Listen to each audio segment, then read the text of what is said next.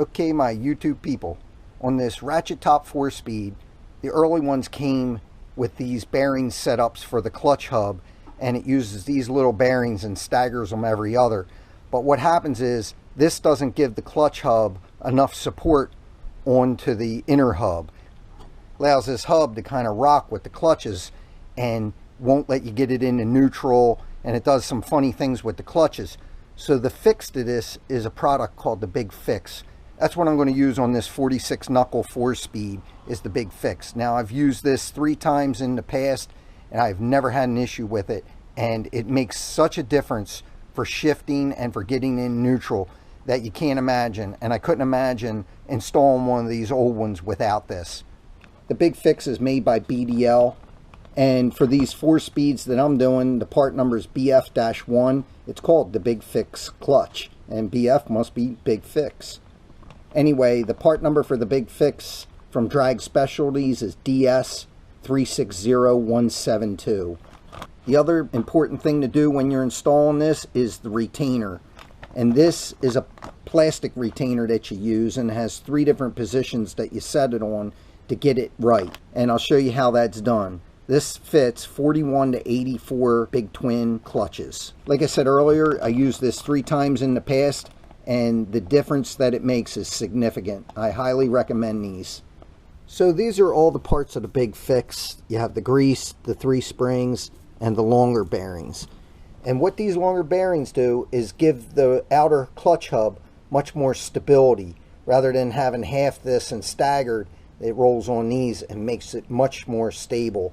Over here is this plastic plate. It's the retainer plate. That's a separate part like I was showing you. And it also has 3 snap rings here that go on with it. So following along with the instructions, it tells you to remove the stock cage and bearings. With the grease that they supply, you coat the bearing surface of the inner hub and the outer hub with the grease. Then you place the basket over the hub, place 3 bearings at the 6 o'clock position, place 1 bearing each at 3, 9, and 12 o'clock position. This will center the clutch basket. Then you insert the balance of the bearings from 6 o'clock going counterclockwise and clockwise up until you get 12 o'clock. After that, they tell you to place the nylon shield over the bearings, put your old cage over it, put the springs on, and then you're done. But that's the part that's going to vary. You're not going to put this piece in, you're going to put this retainer in and use the snap rings instead. This is the grease they supply. Doesn't look like much. You just tear it open, squeeze some out onto the inner hub, paste it around. This stuff's very thick and kind of sticky. Now you put some on the outer clutch hub and spread it around. Alright, now that I have the grease on the inner and outer hub, they tell you to put 3 bearings at the 6 o'clock position. And then you set the hub on here. And then you get 1 in at the 12 o'clock position.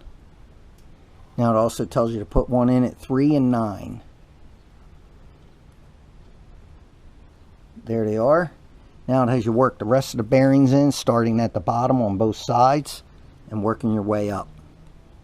Now you see the procedure. I'll show you what it looks like when I'm done. Now I have all the bearings in, and it says that you should have a gap, and I do. If you look right here, there's a gap. I can wiggle this screwdriver around, but the gap's not big enough to get another bearing in, and you don't want them so tight.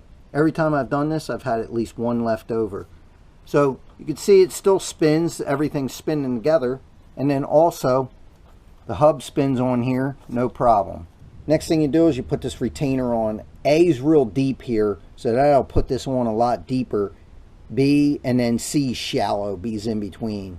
Okay, so the 3 long studs have a groove on them that the snap ring sits in, and then you just take either A, B, or C and you put it on until you can just barely see the groove. Now in the past, B's always been the one I've used, but in this case, A is going to be the one I use, and you can see that groove back there. I'll show you what it looks like after I get the snap ring on. Okay, you heard it snap in there.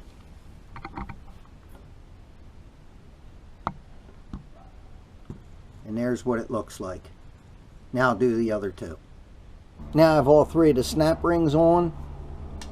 Just want to check they can turn the hub. and there you go. It's a little bit of drag. It's because the grease is thick. I appreciate you watching. Please don't forget to like and subscribe. If you have any questions, drop them in the comments. I read them all. I'll help you out if I can. Thanks for watching.